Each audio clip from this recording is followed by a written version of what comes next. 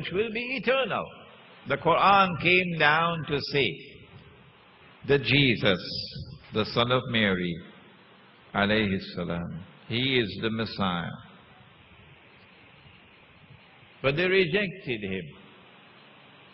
And my book, which is over there, The Religion of Abraham and the State of Israel, a view from the Quran, has conducted the analysis to explain why they rejected him.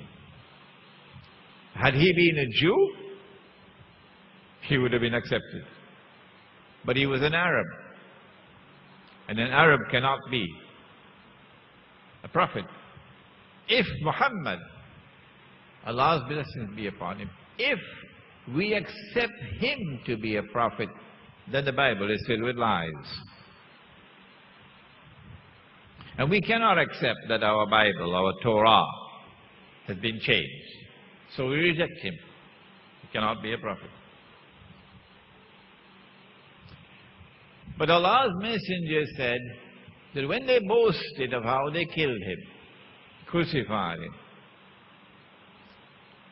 that they did not succeed in killing him, they did not succeed in crucifying him. That's the Quran. But Allah raised him. And the most important event which remains to occur in history is when the Son of Mary returns. He was taken up into the Samawat. Samawat is plural of Sama. Don't say he was taken into heaven. Don't use that language. Heaven is Jannah. He was taken into the Samawat. Samawat is plural of Sama. Between this material universe and the command center from which Allah controls the entire creation, there are 7 worlds of space and time. 7. And tonight in the masjid, in Surah Al-Kahf, will be introduced to the subject of the Samawat. So he was taken into the Samawat, the same Samawat into which Prophet Muhammad ﷺ was taken on that miraculous nocturnal journey. And from the Samawat he will return one day to rule the world from Jerusalem. That's the end of history. That's where we are heading. However, amongst the 10 signs there was Dajjal. And Dajjal is someone created by Allah. He's not a human being. Because all human beings will stand for judgment before Allah on Judgment Day. And human beings will either go to heaven or to hell. But Dajjal is not going to be judged by Allah. Wake up!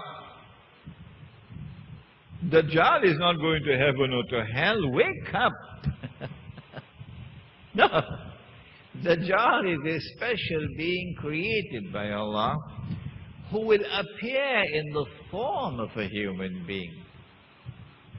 Can angels appear as human beings? Yes, Gabriel, alayhi salam. Can jinn appear as human beings? They got a lot of them in Washington.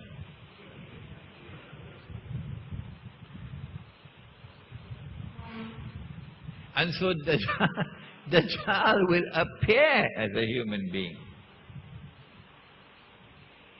And his function is to seek to impersonate the true Messiah, to pretend to be the true Messiah. And in order for him to impersonate the true Messiah, he'll have to rule the world. That's where we're heading. He will have to rule the world from Jerusalem. By my calculation, he's now so close that children now at school should live to see Dajjal ruling the world from Jerusalem. But we will expand on this subject in this retreat. What we have done so far is to introduce you to the reality of the world today as identified from that event in which the angel came as a human being and asked the 5 questions. And then we look at the evidence that was provided. The big tall buildings that you can't miss unless you're blind. And then the more difficult one, the slave woman giving birth to a mistress, which we have not as yet attempted to explain.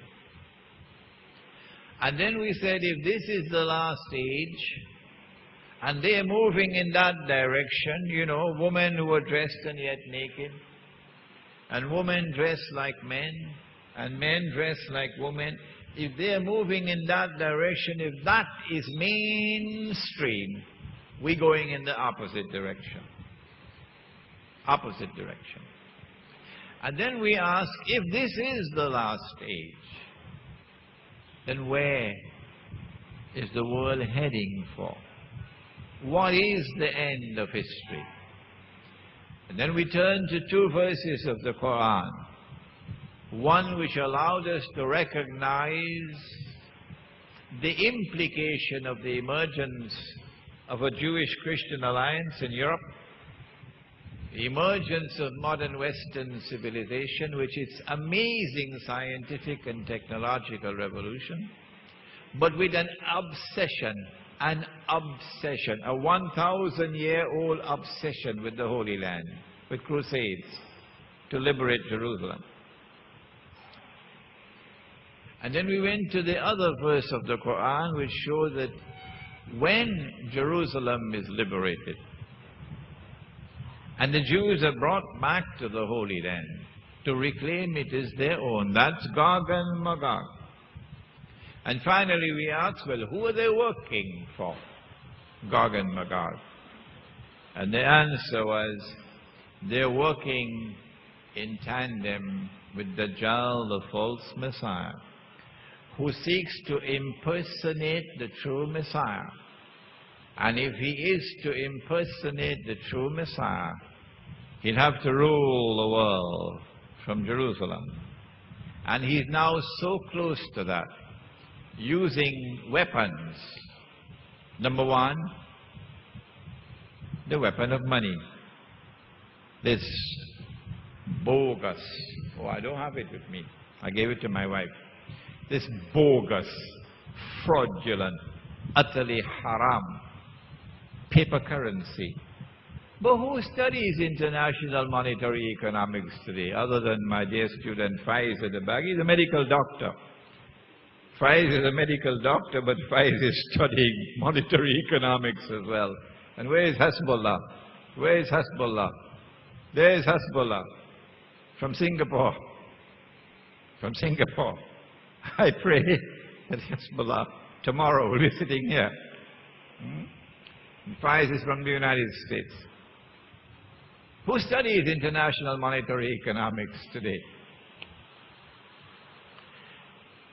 His weapon is money.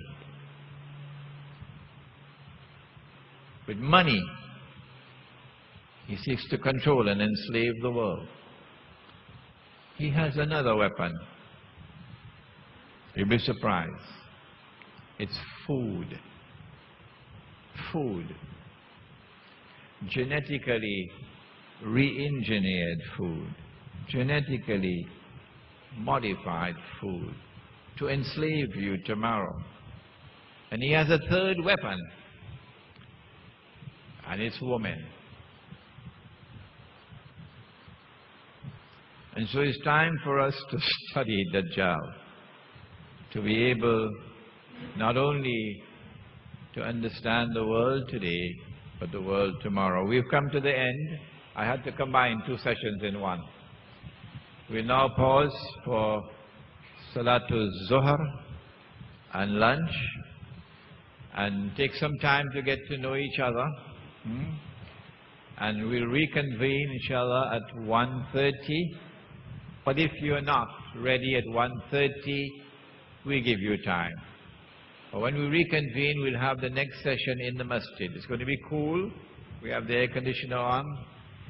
And that will be the session of question and answers on this morning session. But not only question and answers, it's going to be discussions as well. So it's going to be lively. You will enjoy yourself.